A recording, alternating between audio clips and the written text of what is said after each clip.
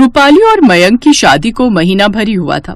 रूपाली एक पढ़ी लिखी लड़की होती है, लेकिन उसके ससुराल में दोनों बेटों के अलावा कोई भी पढ़ा लिखा नहीं होता। उसके ससुराल में उसका जेठ विकास, जेठानी अनीता, सास शकुंतला और ससुर प्रेमचंद होते हैं और जेठ जेठानी की छोटी बेटी पूर्वी होती है। जब रूपाली ब्याह कर ससुराल आती है तो वो देखती है कि उसकी जेठानी हर वक्त लंबा सा घूंघट ओढ़े रहती थी और चुपचाप घर के सभी कामों में लगी रहती थी। ससुराल में उसके सास ससुर उसकी जेठानी पर बड़े जुल्म करते। एक रोज, अरे ओ अकल की दुश्मन, कितनी बार तुझे समझाया है कि मसाले सिलबट्टे में कूट कर डाला कर, सब्जी में तभी उसका स्वाद आता है, लेकिन तू है कि समझने को तैयार ही नहीं। अरे इतने साल हो गए ऐसे इस घर में, लेकिन अभी तक कुछ सीख नहीं पाई। सब मूड ऑफ कर दिया। ए खबरदार, जो सर से कभी घूंघट हटाए तो ठीक से घूंघट कर। अपनी सास की ये बात सुनकर अनीता अपना घूंघट ठीक कर देती है। फिर रूपाली भी अपने सर पर पल्लू रख लेती है। माँ जी, बाबूजी, मैं अभी आपके लिए गर्मा गर्म पराठे बनाकर लेकर आती हूँ। अरे छोटी बहू, तूने क्यों घूंघट कर लिया? तुझे घूंघट करने की कोई जरूरत नहीं है। हाँ बहू, तुम पढ़ी लिखी हो, तुम में और बड़ी बहू में तो जमीन आसमान का फर्क है।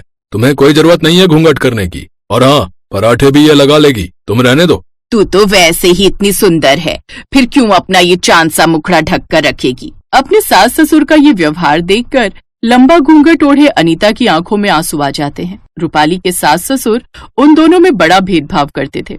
जहाँ वो रूपाली से ना के बराबर काम लेते तो वहीं अनीता को सारा दिन काम पर लगाए रखते।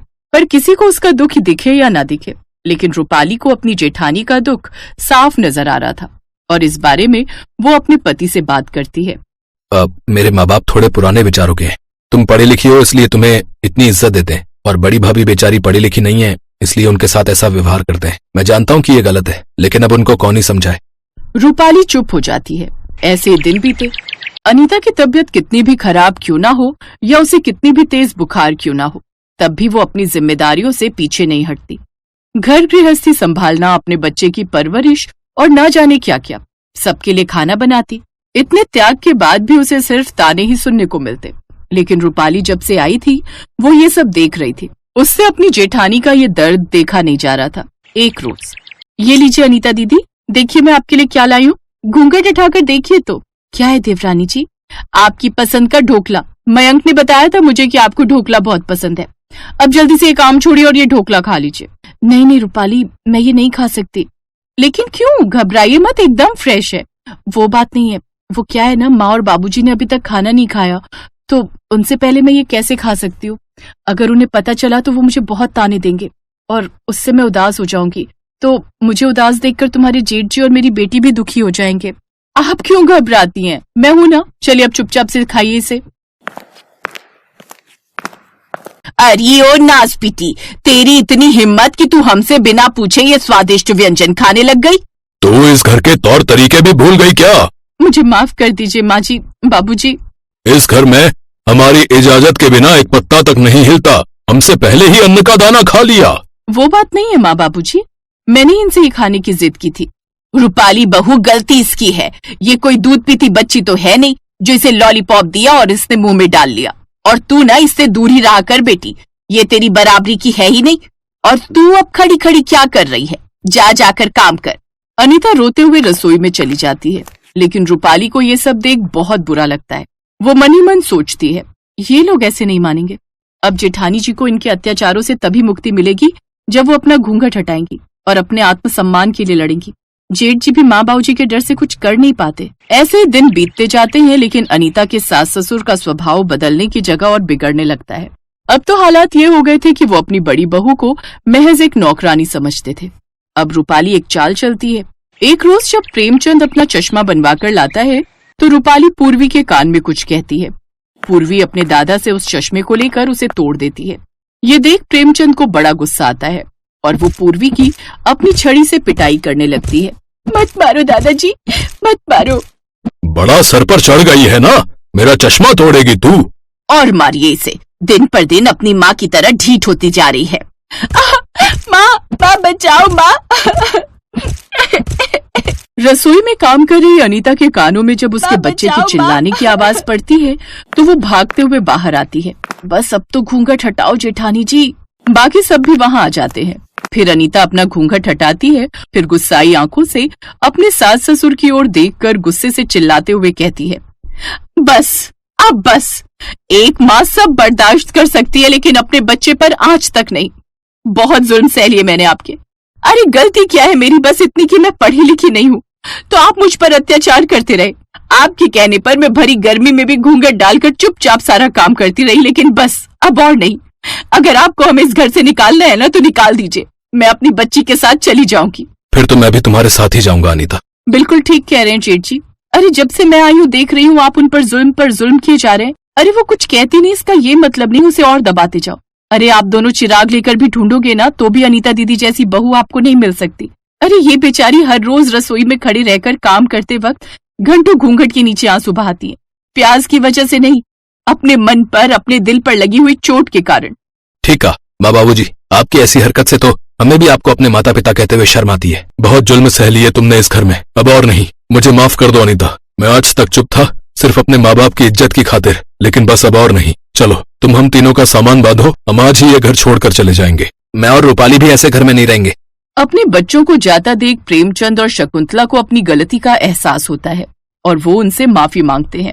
हमें माफ कर दो बच्चों, हमसे गलती हो गई। अनीता बहू हमें माफ कर दो, लेकिन तुम सब घर छोड़कर मत जाओ। तुम सबके बिना हम यहाँ कैसे रहेंगे?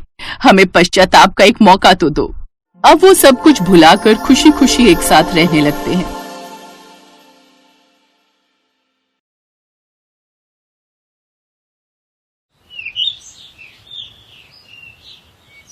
उषा और माया दोनों देवरानी जेठानी थीं।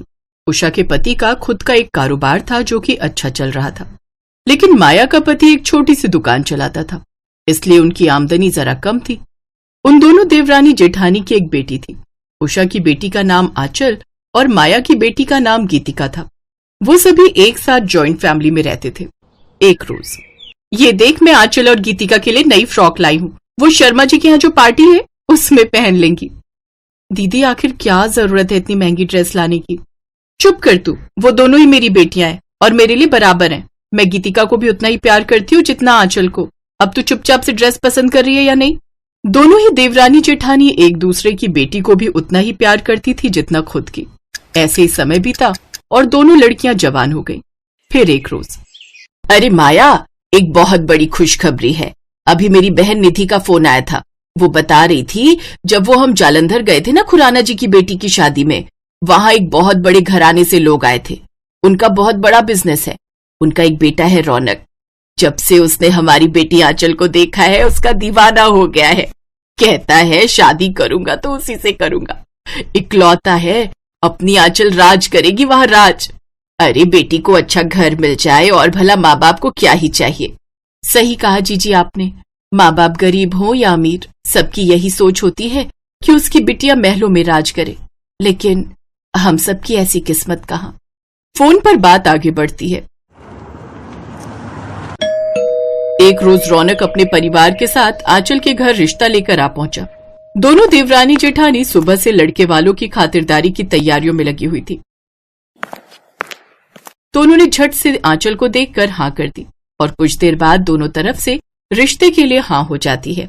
बहन जी, अब रिश्ता जुड़ ही गया है तो मैं सोच रही हूँ हम आए हैं तो रोका कर ही देते हैं, फिर 2 महीने बाद सगाई और फिर शादी कर देंगे। आप ठीक कह रही हैं, आप हमें थोड़ा वक्त दीजिए, तब तक आप गेस्ट रूम में आराम कर लीजिए। आप लोग भी थक गए होंगे, तब तक हम रोके की तैयारी कर लेते हैं।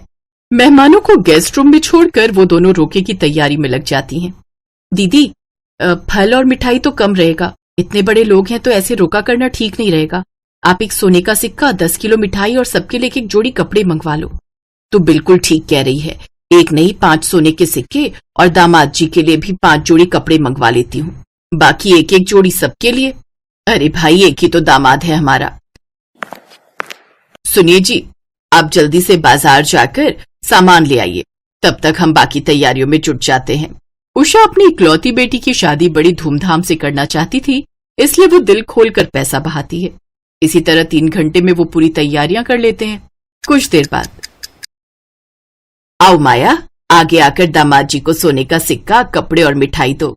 लेकिन दीदी मैं क्यों? अरे तू भी तो आंचल की माँ ही है, बचपन से तुमने भी तो उसे बेटी की तरह ही पाला है, और वैसे भी मुझसे ज्यादा तो तुझे इसकी चिंता रहती है। सच कहूं तो मुझसे ज्यादा आंचल का ये ख्याल रखती है। चल अब आगे आओ। वाह बहन जी, आप दोनों देवरानी जेठानी का प्यार देखकर तो हमारा मन भी खुश हो गया। देवरानी जेठानी में झगड़े तो हमने बहुत सुने थे, लेकिन इतना प्यार पहली बार देख रहे हैं। कुछ देर बाद दोनों का रोका हो जाता है।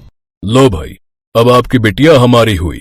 कुछ दिनों बाद हम सगाई करके जाएंगे और उसके बाद सीधा शादी, फिर अपनी अमानत को बड़ी धूमधाम से लेकर जाएंगे। और वैसे भी हमारा बेटा भी उतावला हुआ जा रहा है। क्या पापा आप भी? ऐसे वो लोग रिश्ता पक्का करके आ जाते हैं।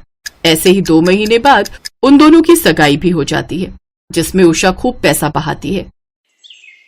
सगाई के 1 हफ्ते बाद रौनक की माँ के पास एक फोन आया, जिसे सुनते ही कौशल्या हैरान रह गई और उसने उषा को फोन मिला दिया। बहन जी, आज एक अननोन नंबर से हमारे पास फोन आया और फोन पर हमें आपकी बेटी के बारे में काफी गलत बातें बताई गई। माना कि हमें उन बातों पर भरोसा नहीं है, लेकिन जहां तक हो आप थोड़ा ध्यान रखें। कोई तो ऐसा है जो नहीं चाहता कि रौनक और आंचल की शादी हो। लेकिन ऐसा कौन हो सकता है बहन जी? क्या आपके पास उसका फोन नंबर है? नहीं, वही तो दुख है, वो फोन एक पीसीओ से आया था। उषा फोन रख देती है और चिंतित होकर सारी बात उर्मिला को बताती है। आप टेंशन मत लो दीदी, ऐसे तो आपकी तबीयत बिगड़ जाएगी। कुछ दिन बाद फिर से कौशल्या का फोन आया। बहन जी, आज तो उसने हद ही कर दी। हमने उसके फोन की बातों का कोई भरोसा नहीं किया, तो आज उसने लिफाफे में एक चिट्ठी और आंचल बेटी की कुछ गंदी गंदी फोटोग्राफ्स हमें भेज दी। उन गंदी तस्वीरों को देखकर तो हम भी डर गए थे, लेकिन फिर रौनक ने कहा, माँ ये सब फोटोग्राफ तो नकली भी बन जाती है, किसी का चेहरा कहीं भी लगाया जा सकता है। उसने जब फोटोग्राफ्स ली तो पता चला वो सब नकली थी। ये बातें सुनकर उषा रोने लगती है और फोन रख देती है। उधर रौनक आंचल से फोन पर बात करता है। तुम्हें पता है आंचल, तुम्हारी फैमिली का कोई सदस्य ये सब कर रहा है। वो ये चाहता है कि किसी भी तरह से हमारा रिश्ता टूट जाए। ये तुम क्या कह रहे हो? मैं सच कह रहा हूँ। तुम्हारी चाची नहीं चाहती कि तुम्हारी शादी मुझसे हो। मेरी माँ समान चाची के बारे में बोलने से पहले तुम्हें 100 बार सोचना चाहिए था। अब मुझे ही तुमसे शादी नहीं करनी। तुम मेरी बात पर भरोसा नहीं कर रही हो। अरे मेरे पास सबूत है। लेकिन गुस्से में आंचल फोन काट देती है और रोने लगती है और अपनी माँ और चाची को सारी बात बताती है। रौनक बिल्कुल सच कह रहा है बेटी। ये देखिए वही चिट्ठी है जो इसने रौनक के घर भेजी थी। इसकी हैंडराइटिंग तो पहचानती है न तू? अब बता उर्मिला, तूने ऐसा क्यों किया? मुझे माफ कर दो दीदी, ईर्ष्या और जलन ने अंधा कर दिया था मुझे। जब से शादी पक्की हुई है आप लोग पानी की तरह पैसा बहा रहे हो। इतना धन प्रदर्शन इसलिए कि आपकी बेटी की बड़े घर में शादी हुई है। क्या हम मिडिल क्लास अपनी बेटी का रिश्ता बड़े घर में नहीं कर सकते? आपकी ये लाखों की शादी देखने के बाद आखिर कैसे मिलेगा मेरी बेटी के लिए बड़ा घर? और अगर मिल भी गया तो वो भी यही चाहेंगे कि आपकी तरह हम भी पानी की तरह पैसा बहाएं। जो उषा की देवरानी ने किया वो गलत था, लेकिन कहीं न कहीं ये बात भी सच है कि शादियों में पानी की तरह बहने वाला पैसा कहीं न कहीं मिडिल क्लास लोगों की कमर भी तोड़ रहा है। उषा को भी अपनी इस गलती का एहसास हुआ और उसने अब सामान्य तरीके से अपनी बेटी की शादी रौनक संग खुशी खुशी कर दी।